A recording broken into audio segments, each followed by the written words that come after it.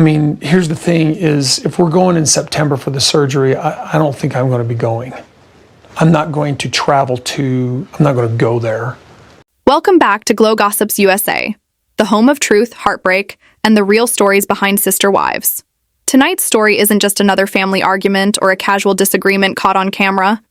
This is Christine Brown reaching her absolute breaking point. The woman who once stood quietly behind Kody, believing in love, faith, and the dream of unity, has finally reached a place of no return. Her voice trembles, but her words slice like glass. "I cannot respect this man anymore," she says, and the entire world watching can feel the years of silent pain finally taking shape in those 6 words. The moment was raw, unfiltered. Christine sat across from Kody in that all-too-familiar Flagstaff setting, where every conversation lately feels like an emotional explosion waiting to happen. The tension in the air could have been cut with a knife. Kody tried to mask his discomfort behind his usual self-righteous tone, but even his eyes betrayed him. There was fear there, not of Christine, but of the truth she was finally ready to tell. For years, Christine carried the burden of being the supportive wife, the one who smiled when she was dying inside, who encouraged the idea of plural marriage when her heart crumbled in silence. But that night, the facade was over. As the cameras rolled, Christine's hands trembled slightly, not from weakness, but from strength. The kind of strength that comes when a woman decides she will no longer be treated like a second option. "You've preached unity, love, and fairness for years," she said, her voice rising, breaking the calm. "But you've never lived by your own words. You call yourself a husband, but you've abandoned me long before I ever left." Kody tried to interrupt, but Christine didn't stop. It wasn't about letting him speak anymore. It was about finally being heard. The crew stood in stunned silence. Even Robyn, who usually found a way to soften Kody's image or steer his emotions, stayed frozen.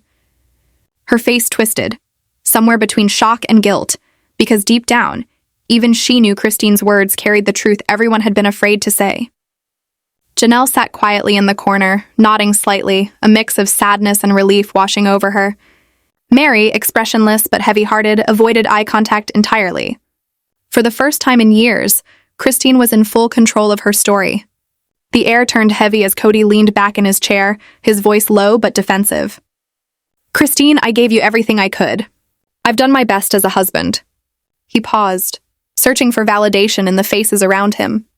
"You're just twisting things." But the moment those words left his mouth, Christine laughed, not mockingly, but in disbelief. It was a laugh filled with years of exhaustion. "Your best?"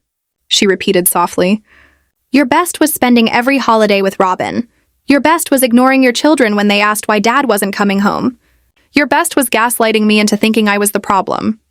Her words echoed. Even the producers didn't dare interrupt.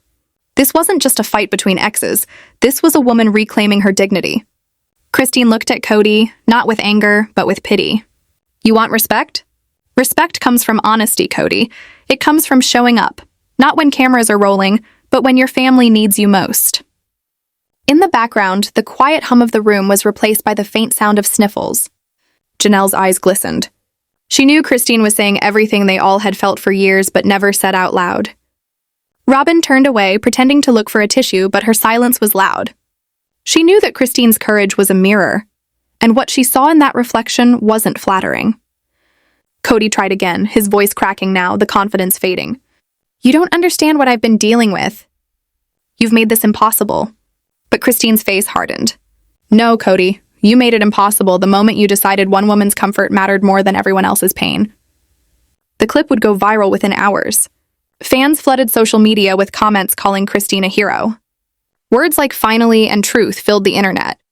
People replayed that exact line, "I cannot respect this man anymore," over and over again, as if it were an anthem for every woman who had ever felt ignored, unappreciated, or manipulated. The fanbase had chosen sides long ago, but now there was no middle ground left. The world had seen the truth. The illusion of a perfect plural marriage had shattered. But behind that public wave of support, Christine was just trying to breathe. Later that evening, when the lights went off and the crew packed up, she sat quietly in her car. The tears came then, not of sadness, but release. She had carried those words in her heart for years, afraid of what would happen if she ever spoke them. But now that they were out, she felt free. The air outside Flagstaff was cold, but it felt cleaner somehow. "This is the first night," she whispered to herself. "I can finally sleep." Meanwhile, Kody stormed off in silence. He didn't like being the villain, yet every step he took pushed him deeper into that role. He called Robyn that night, seeking comfort, and her voice trembled as she tried to reassure him. "Maybe she's just hurt," Robyn said gently, but even she knew it wasn't about hurt anymore. It was about truth. "Hurt?" Kody snapped back. "She humiliated me in front of everyone." Robyn didn't respond. There was nothing left to say. The next morning, Christine woke up to her phone buzzing nonstop. Interviews requested, fan messages pouring in, even other reality stars applauding her bravery. But for Christine, it wasn't about fame. It was about finally breaking the silence that had suffocated her for years. She looked out the window of her new home in Utah, where peace finally felt possible. Her youngest daughter, Truly, walked in and asked softly, "Mom, are you happy now?" Christine smiled, hugging her tightly. "Yes, sweetheart. For the first time, I really am." Back in Flagstaff, Kody sat alone at the kitchen table. Robyn had taken the kids to school, and the silence felt heavier than it ever had before. He looked at the family photo on the wall, the one taken years ago when everything looked perfect. The smiles, the matching colors, the illusion of harmony. But the longer he stared, the more it felt like a lie. He remembered Christine's voice in that moment. "I cannot respect this man anymore." Those words haunted him. For the first time, Kody didn't have a comeback. The man who always had an answer, who always justified every decision, finally had none. Meanwhile, Janelle and Mary met privately at a coffee shop. It wasn't planned. Just one of those rare moments where paths crossed. Janelle's voice was calm but tired.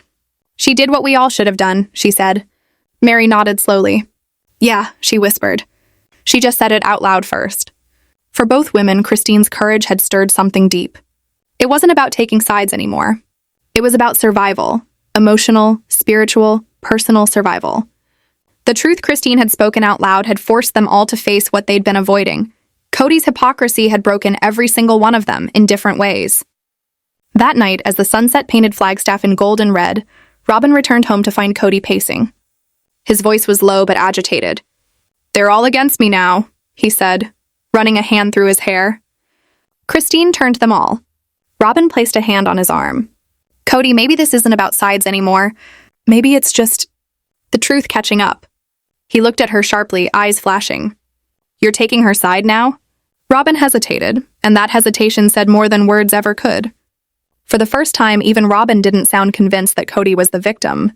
As the night deepened, Christine sat outside on her porch, wrapped in a blanket, sipping tea. She looked up at the stars. The same stars she had once wished upon for a family that worked, a husband who listened, a marriage built on love instead of control. But tonight she didn't wish for anything. She was done wishing. "Respect isn't begged for," she said softly to herself. "It's earned. And he's lost mine forever." Her phone buzzed again, a text from Janelle. "Proud of you." Christine smiled, tears filling her eyes. It wasn't just about calling out Kody anymore. It was about every woman finding her voice, one brave word at a time. And somewhere in Flagstaff, Kody stared at his reflection, realizing that the respect he demanded could never be forced. It had to be deserved. But for him, it was already too late. Had to be deserved. But for him, it was already too late. Where truth cuts deeper than silence, and every hidden wound finally finds its voice. When Christine said she couldn't respect Kody anymore, it wasn't just a moment of anger. It was a declaration that cracked the foundation of everything the Brown family stood for. What came next was not calm, not reconciliation, but an emotional storm no one could contain. The days following Christine's confrontation were chaos behind the cameras. TLC producers knew they had something explosive, but even they weren't ready for how raw it had become.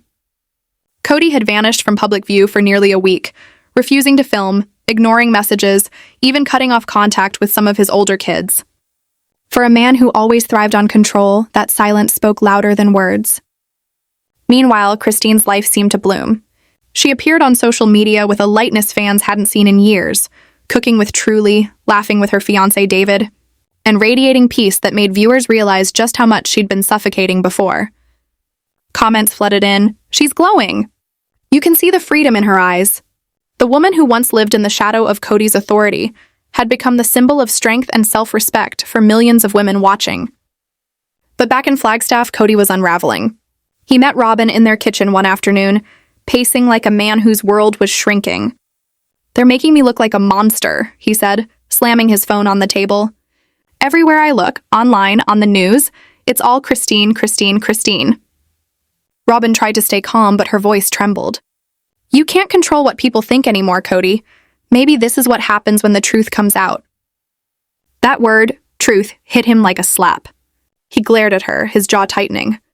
"You're supposed to be on my side," he muttered. Robyn looked away. "I am, but maybe we should start asking what side is actually right." That was the first time Kody realized Robyn's blind loyalty might be slipping. It terrified him. Janelle, on the other hand, watched everything unfold from a quiet distance.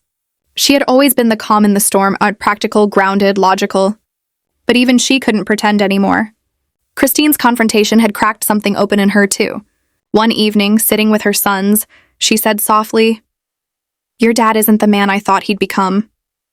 Gabriel looked at her with sad eyes. "Mom, he stopped being that man a long time ago." That single sentence hit her like a truth she'd known all along but never said. The Brown children had seen more than anyone realized. The favoritism, the dismissive tone, the endless excuses. And now they weren't afraid to speak up either. In interviews and social media posts, they subtly echoed Christine's words. Respect has to be earned, not demanded. By now, TLC executives were scrambling to manage the growing storm. They reached out to Kody, hoping he'd agree to a one-on-one interview to tell his side of the story, something to humanize him, soften the backlash. But when the cameras started rolling, the man they captured wasn't calm or reflective. He was defensive, bitter, and almost unrecognizable from the confident patriarch viewers once admired. "I've been villainized," he said, voice shaking with frustration. "Everyone's taking Christine's side because she plays the victim. They don't understand how much I sacrificed to keep this family together." But the more he spoke, the more hollow it sounded. Because in the background of every sentence, viewers could hear the echo of Christine's words. "You made it impossible." When the interview aired, the reaction was swift and brutal.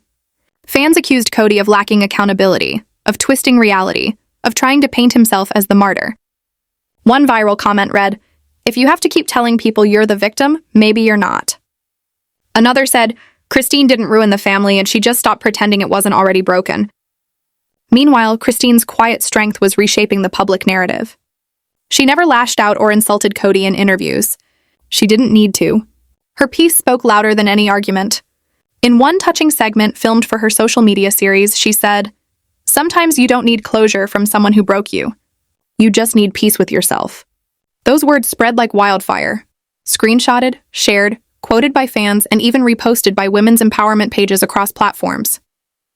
Robyn couldn't ignore it anymore. Watching Christine's grace while their own home felt suffocating, she began questioning the very foundation of her life with Kody. Late one night, when the kids were asleep, she turned to him and asked, "Kody, do you ever think maybe Christine wasn't wrong?" He shot her a sharp look. "Don't start this, Robyn. You know what happens when they all gang up on me." But Robyn's voice was quieter now, almost haunted. "I think they didn't gang up on you. I think they finally stopped being afraid of you." That sentence changed everything. Kody froze. For a moment, he looked less like the confident leader, and more like a man realizing his kingdom was gone. The silence in the room was heavy, and Robyn's eyes filled with tears. "I didn't want it to be this way," she whispered. But maybe this is what it always was. Outside their walls, the world had already moved on.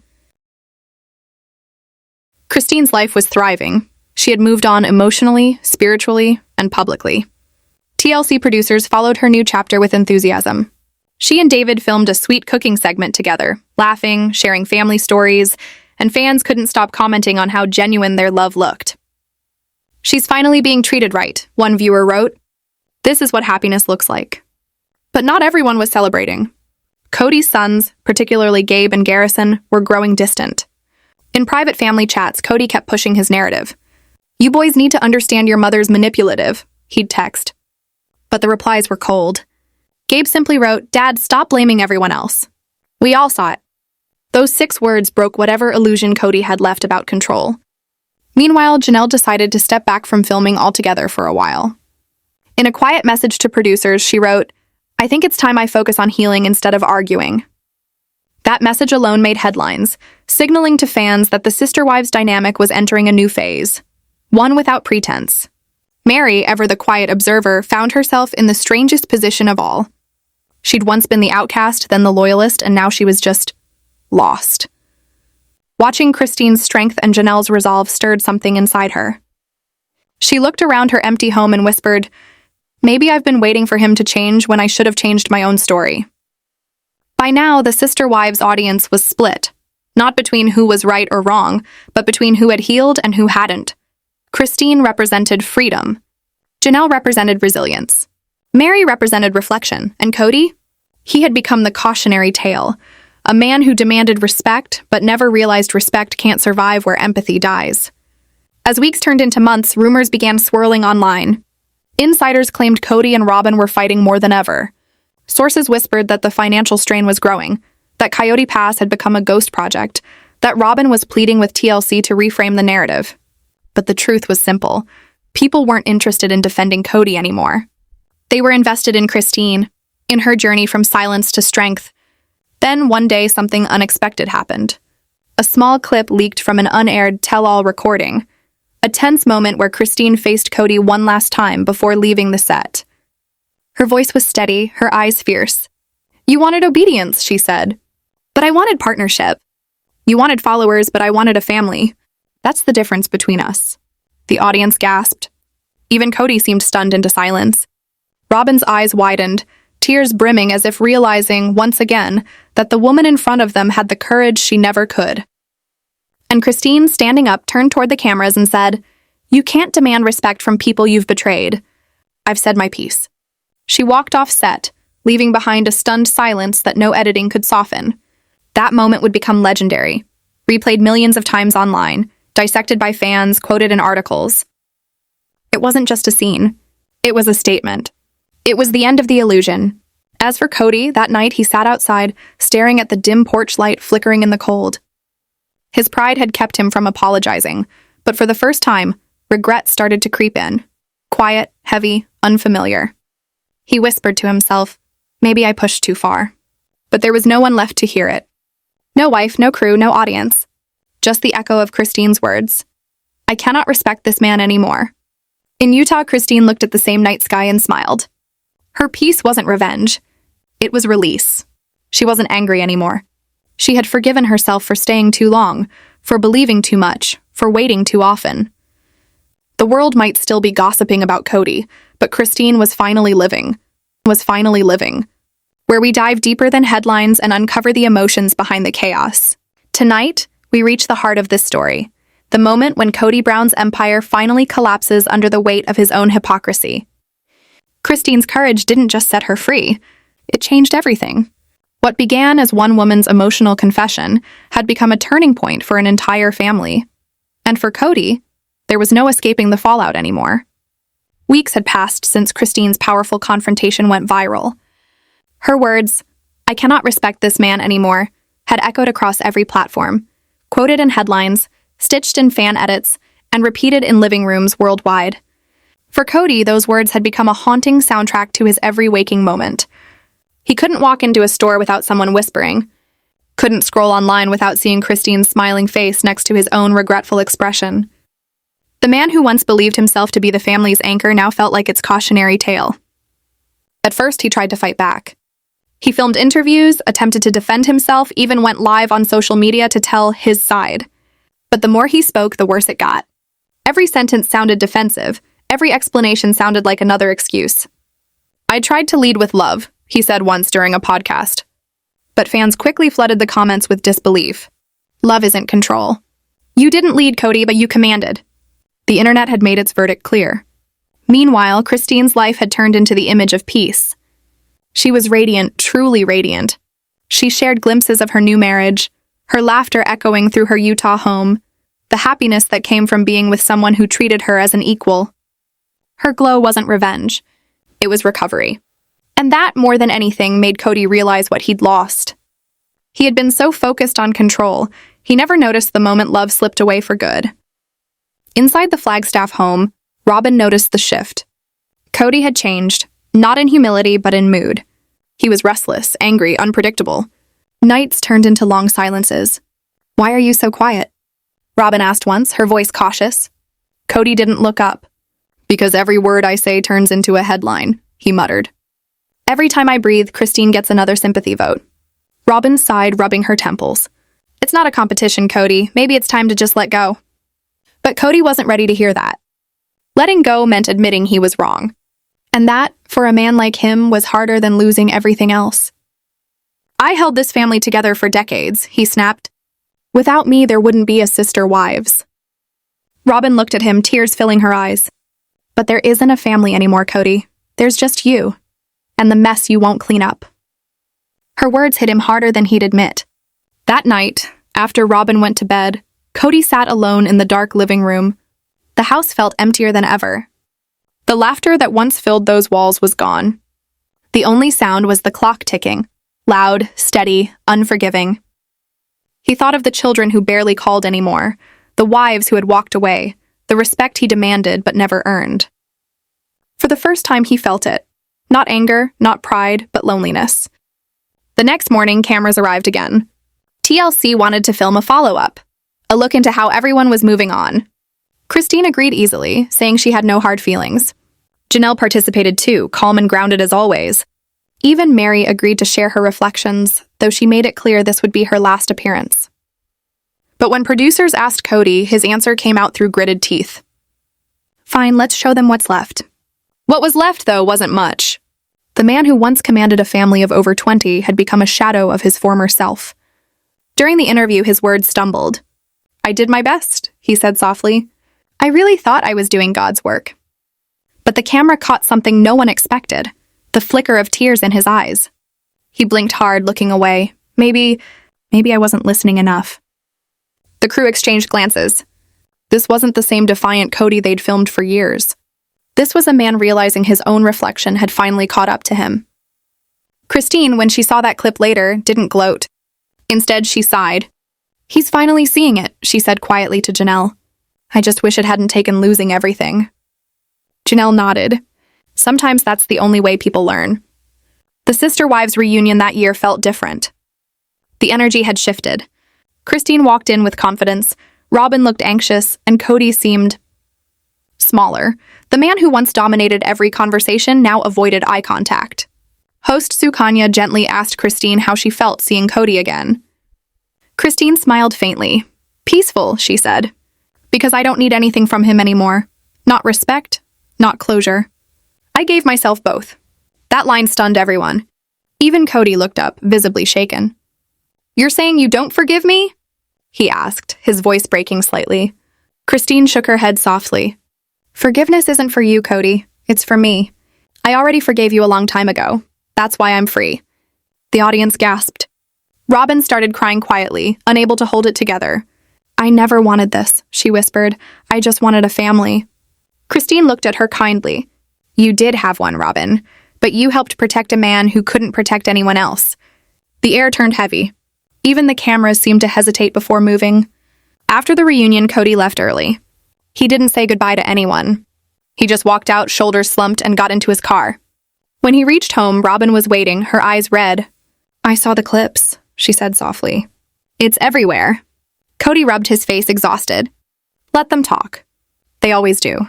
But deep down, he knew it wasn't just talk anymore. It was truth, carved into the world for everyone to see. Over the next few months, Kody's life quietly unraveled. Financial troubles started surfacing. TLC cut down his screen time. Rumors spread that even the network was reconsidering the future of the series. Fans had grown tired of watching him defend the indefensible. Instead, they found inspiration in the women who walked away and built new lives. Christine's new cooking show thrived. Janelle's wellness brand grew. Mary started traveling again, documenting her solo adventures with a calm smile. And Kody? He disappeared from the spotlight, leaving behind a silence that spoke louder than any statement. But it wasn't all bitterness. Deep down, somewhere beneath the anger and regret, Kody began to feel something unfamiliar. Humility. One night, alone in his car, he recorded a voice memo to himself. His tone was shaky but honest. "I thought being respected meant being in control. I thought leading meant being followed. But maybe all I ever needed to do was listen." He never posted that recording. It stayed in his phone, unheard by anyone. But for the first time, his words came from truth instead of pride. Meanwhile, Christine stood in her Utah backyard one evening, the sky glowing orange and purple. David called out from inside, asking if she wanted dinner. She smiled, watching the sunset. "In a minute," she said softly. In her hand was a small note, something she had written months earlier.